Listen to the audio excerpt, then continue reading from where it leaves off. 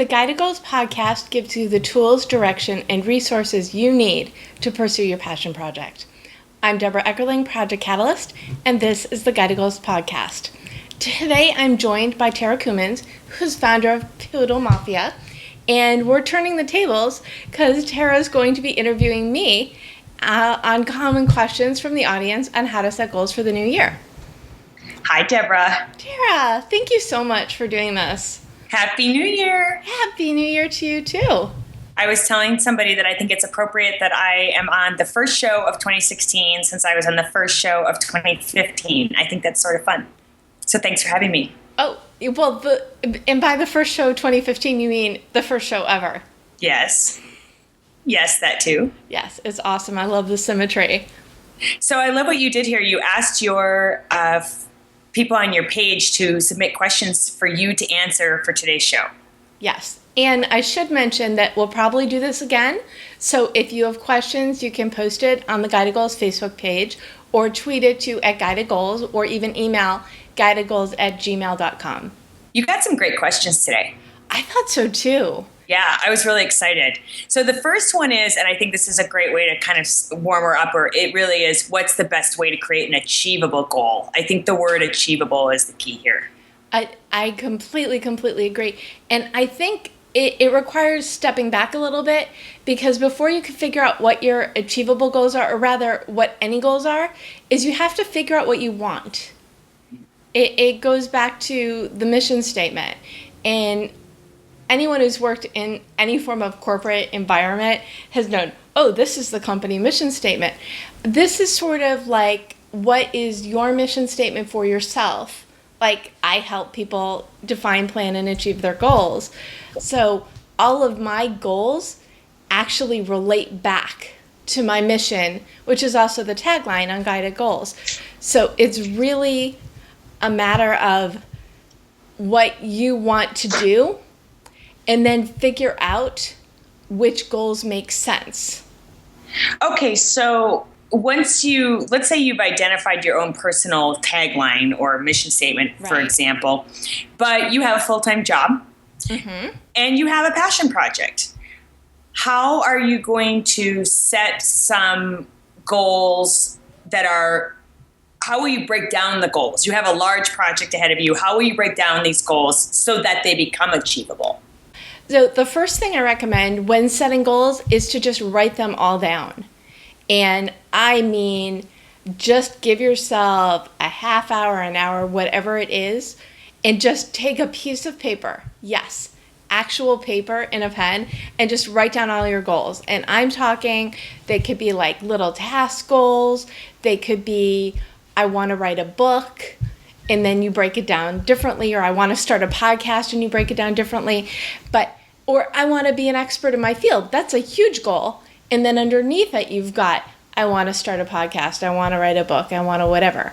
So actually like kitchen sink all of your goals onto a piece of paper. And the other thing I recommend is mix up your personal and your professional goals, because they help each other. You know, if one of your personal goals is to, this is really common, get in shape for the new year, get healthier.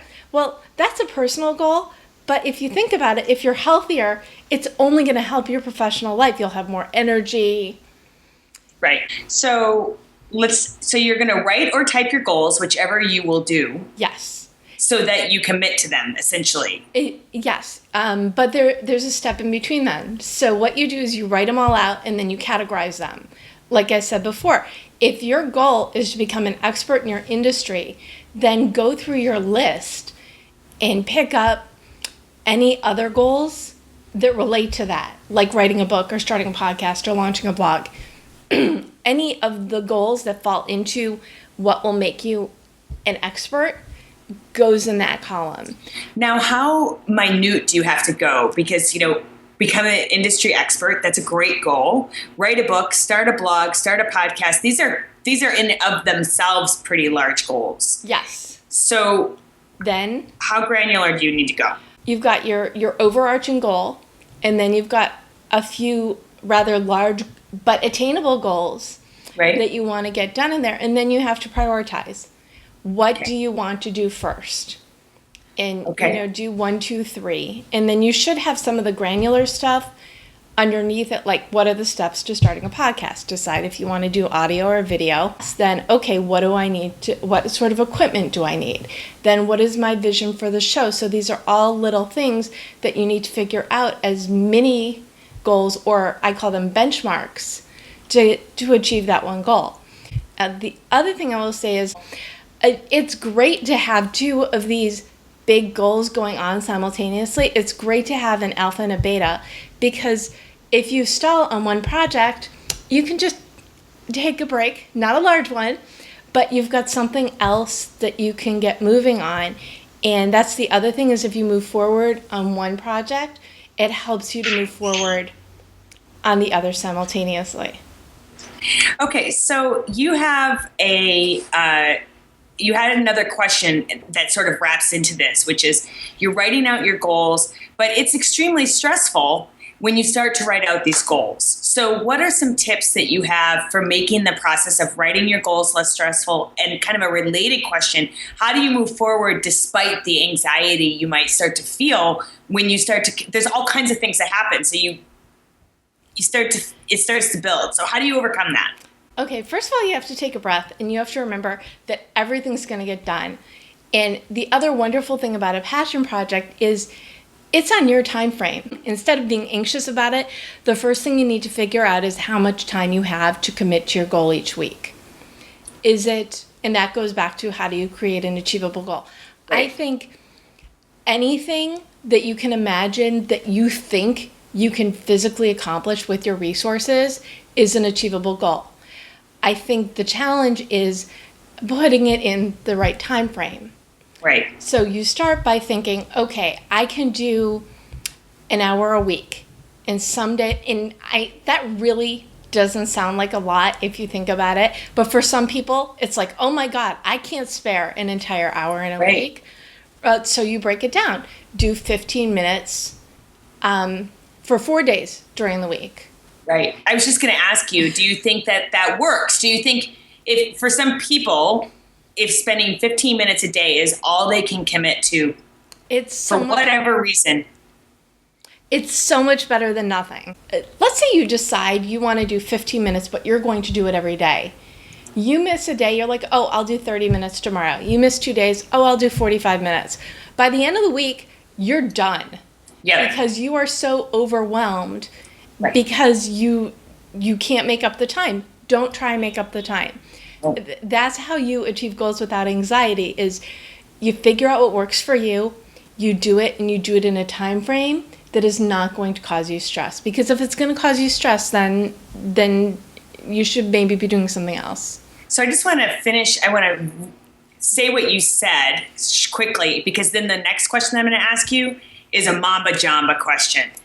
And so the question is, so you have answered how to create achievable goals and take the anxiety out of those achievable goals, and given suggestions about how to tailor those achievable goals and that process to the individual. Right? You've done all of those things. I have to add something. After you write the goals, maybe come up with like 3 to 5 personal and 3 to 5 professional goals. And those are the ones that you want to tape, whether it's to your computer or you put on. I know someone who would put it on the home screen on her cell phone, so whenever her cell phone rang, she would see her goals. Brilliant. So wherever you look frequently, that's where you should put your goals, because even if you're not working on them that day or even that week specifically, you know what you're rooting for, and it's like constantly in your head if you're looking at it. If you put them in a drawer and say, oh, I'll see how I do the end of the year. No, don't do that. Right. I like to put mine on my bathroom mirror. That's perfect. I look there every morning, whether I like it or not. So here's a question that you received that I think is a difficult one to answer, but I'm going to ask it anyway, which is, how do you write a book in 3 months? Well, that is a great question, but a hard one. It's a great question, and it is completely doable. as long as you put aside the time to do it. I will give you the very, very, very high level steps that you need to write a book in 3 months. First thing you need to do is write your back cover, because this is what people are going to pick up, and you can rewrite it. That's the other thing. I always say you write the intro last, or you can write it and then rewrite it again after you finish the book. But start by figuring out what it looks like and what people are going to read when they pick it up off the shelf or they look at it online.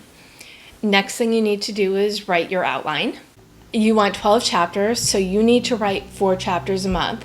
Or you need to do like a completely brain dump of the entire thing and not think about all of it, in which case I would say you brain dump it in the first month, and then the second month you go in and you flesh everything out, and then in the third month you go and you edit it. Okay. You also have to figure out what kind of time you need to put into it, and then you need to calendar it. Let's say you want to do 10 hours a week. You put in a 2-hour appointment. Ideally, the same time every day. So finish the book first, whatever that looks like. Yes. Then go back. Don't edit halfway through. Right. What about when you pick up the book, when you pick up your manuscript and you start reading it to figure out where you left off? You can peruse. Don't spend a lot of time. Or this is a writer trick that I've heard a lot of people do, which is they end their writing session with the first sentence of the next chapter. Oh, brilliant. That's a great suggestion. You already have what you know you've already started what you're going to write next. So there's no reason why you can't jump right into it. I love that. So basically, writing a book in 3 months is no different from any other goal, which is breaking it into manageable chunks in a time frame that works for you in a way that works for you. Yes, Okay. exactly. Okay, and I think that this last question is a great one to finish up with, which is we have all these ideas, we have a kind of a plan, but how do we stick to the goals? Well, we start by putting it on your bathroom mirror. Write them down and put them where, and you don't have to stop with the bathroom mirror. You could put it in several different places. It's a matter of, and there you can do a vision board. You can, one of my favorites, and this one I learned a long time ago, is take a copy of the New York Times bestseller list if you're writing a book and scratch out the number 1 and you put yours up there. Or if you're launching a product and you want it in a particular store, Photoshop it online into that store. Make some sort of visual representation of what you're trying to achieve, and that makes it even more possible and seem even more real. Oh, I love that. What a great way to kick off 2016. Thank you. Well, thank you so much for turning the tables on me. It was so much fun. I hope I get invited back to do it again. Oh, I think it's entirely possible. And to all the listeners, this is Debra Eckerling, Project Catalyst for Guided Goals, being interviewed by Tara Coomans, the founder of Poodle Mafia. And you can go to guidedgoals.com to get the show notes and then the link for the audio and the video. And while you're at it, why don't you go into the comments and post your goals for 2016, and then we'll check back in with you a few months down the road and then at the end of the year, and then we can yay-rah all of your awesome accomplishments.